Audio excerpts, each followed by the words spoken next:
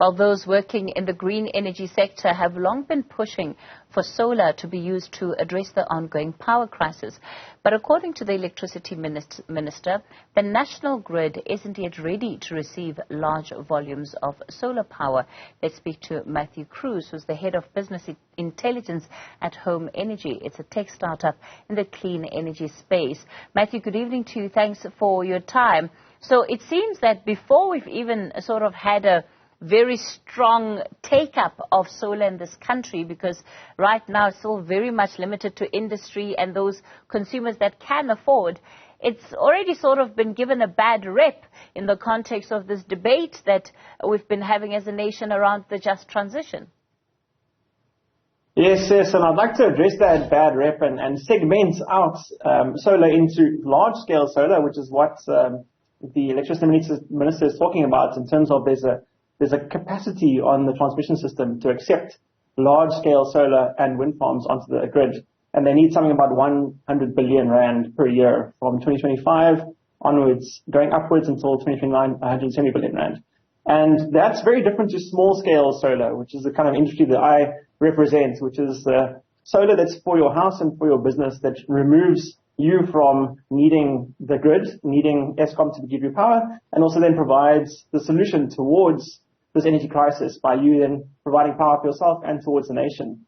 And just to draw some comparisons between the two, the large-scale renewable energy has been pretty much a failure in the country, with renewable energy bid window 5 and 6 failing by down to a quarter. So 3/4 of it failed. There'll be about 2,000 megawatts coming online from that by 2024. And already in this year alone, we've seen about 4,400 megawatts coming online of small-scale renewables, so small solar systems on the grid. And those are typically paired with batteries, so it removes the demand in the evenings.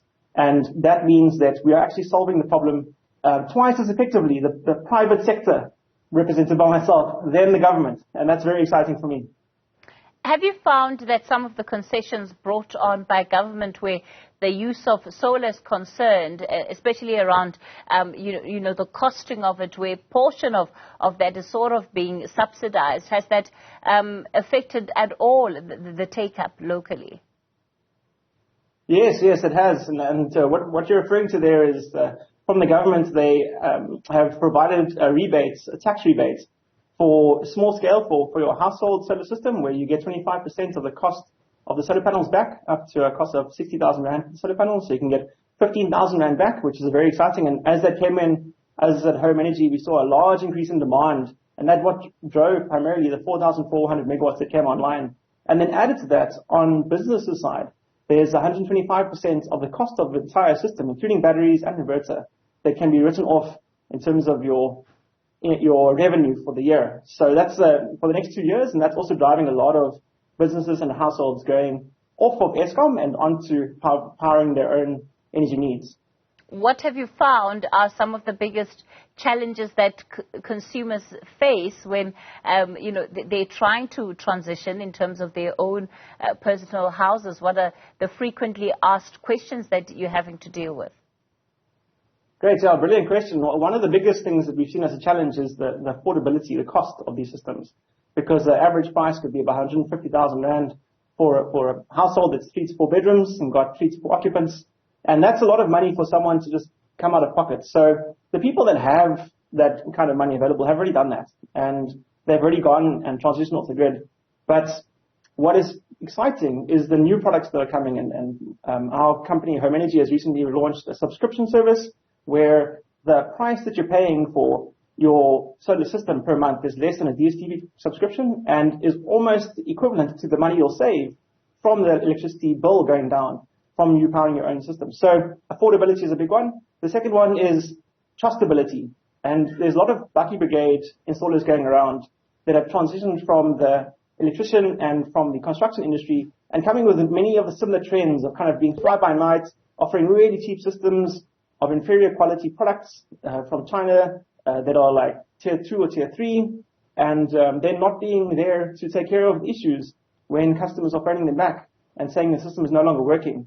So a trusted company like Hohm Energy is highly recommended, or customers are advised to research themselves and go online and take a look at customer ratings, Google ratings, things like that. to see that companies actually giving a good service and are trustworthy by what's being said about them online.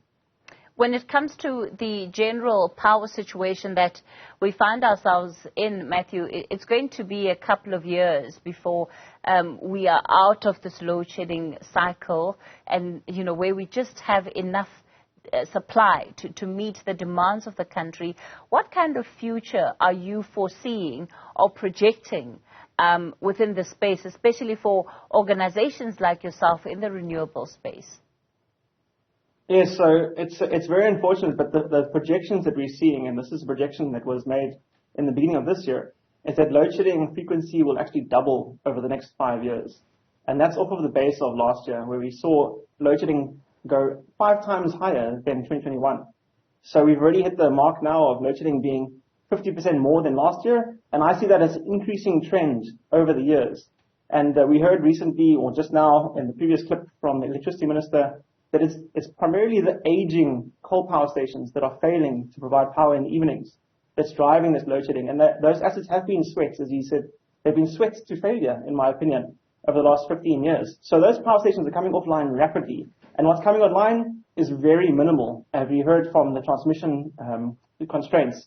So we're going to have these old coal power stations coming offline, and then minimal renewable energy coming online from the government side and the independent power producers. So as a result, we'll have load shedding increasing, averaging of stage 6 in 2027. So that's once again why we recommend everyone to look at providing their own energy needs for themselves. All right, Matthew, we'll leave it there for tonight. Matthew Cruz is the head of business intelligence at Hohm Energy. It's a tech startup in the renewable energy sector.